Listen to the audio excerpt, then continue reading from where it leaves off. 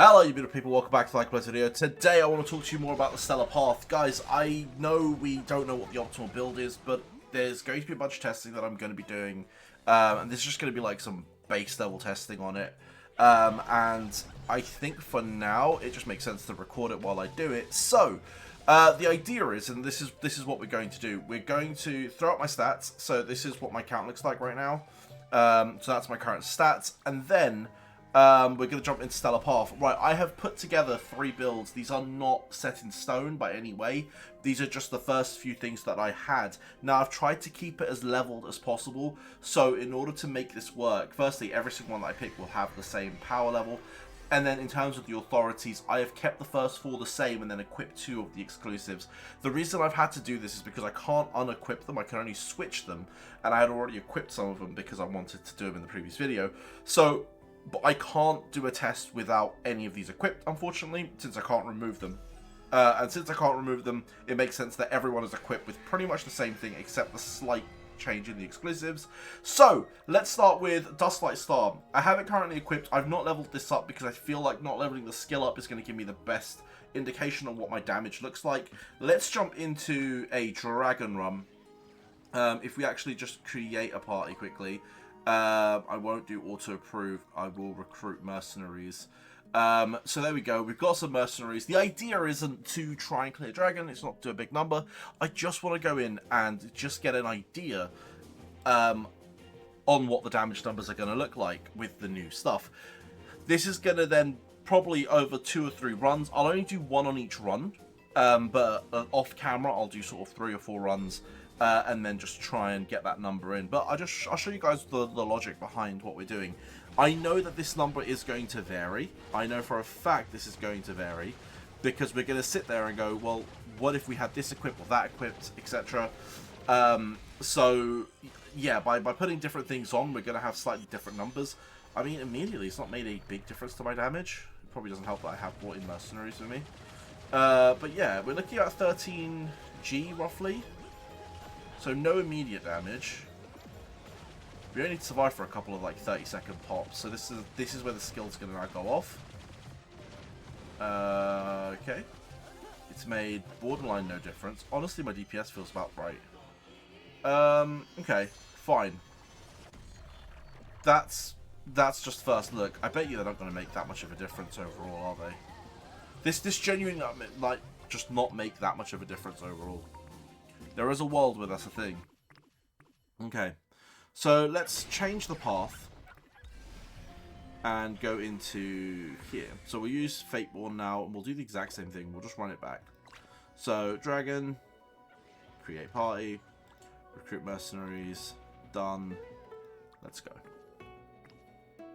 We'll try and do it exactly the same as we did last time. I'm hoping one of them stands out. I really am hoping one of them stands out. We can go, cool, that's the damage one. But I think ultimately it's going to depend on what content we're doing and what cards we have available. So, round 2. I assume it's going to start with a big damage increase. And then we have to try and wait for 30 seconds. Okay, that's a higher start, no? I know damage fluctuates, but that is higher. That is definitely higher. Oh god. Can we get to 30-second mark? Yeah, we can. Alright, well that's immediately higher. Okay, fair. That's immediately higher. That does make a difference. Oh, you actually get it from Dragon as well. You get summons from Dragon. Nice. Okay. Right, close that. And let's go into the third and final path. When I say third, I mean the first path now. So this is the one that I originally had selected. I wonder. Right, if we go to more, no, create, recruit mercenaries. Also, I probably need to do this with an actual team to just see how the damage stacks long term. This is just on short burst. We're currently just testing short burst, really. I'll be curious to see how the damage fares on the longer form content. This technically is longer form content, but you know what I mean, like where I don't have mercenaries dying in the first shot.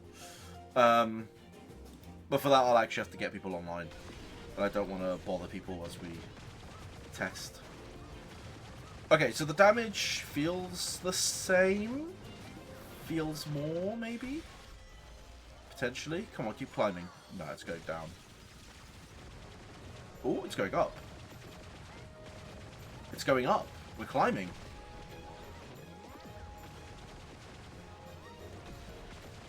Interesting how the first one was so low. This is going down. So far, the middle path feels the strongest. Yeah, the middle path definitely feels stronger. I'd have to do a couple more runs to really get an idea of this, but this fluctuates a lot.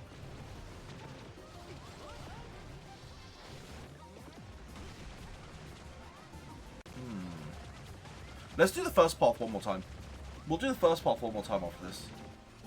Because I can't imagine that being literally sitting at 12s. That was kind of crazy. If that's going to literally sit at 12s, that's actually crazy. Right, come on. So, we'll go back to Dusk Path again. We'll use that. Right, we'll go one more shot at this. And then, I mean, guys, this isn't the end-all be-all. Like, this is not the, oh, this path is now utterly useless. It's just the combination of things you're bringing with it are going to probably need to change, that's all. Because each one's going to be able to be optimizable based on the cards you have. I just want to see, like, a base level which one just feels strong.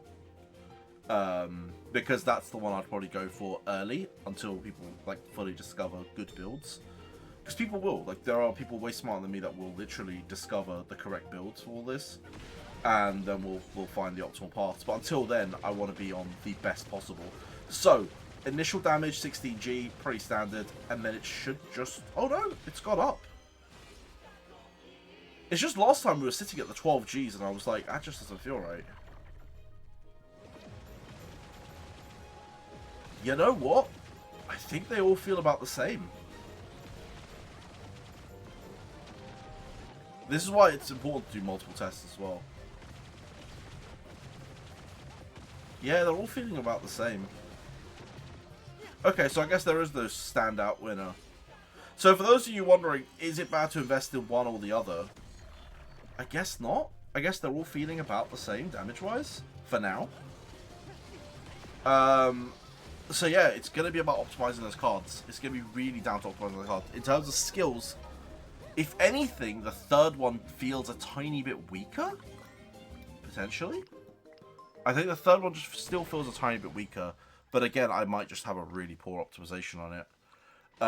So yeah, that's what I've run with. I quickly show you the skills that I have used, so you guys can, I guess, imitate it. So I've gone for Growth and Evolution, Celestial Path, Cosmic Sky, Day of Repentance, and then for the exclusives, Repeated Fates and Weaver.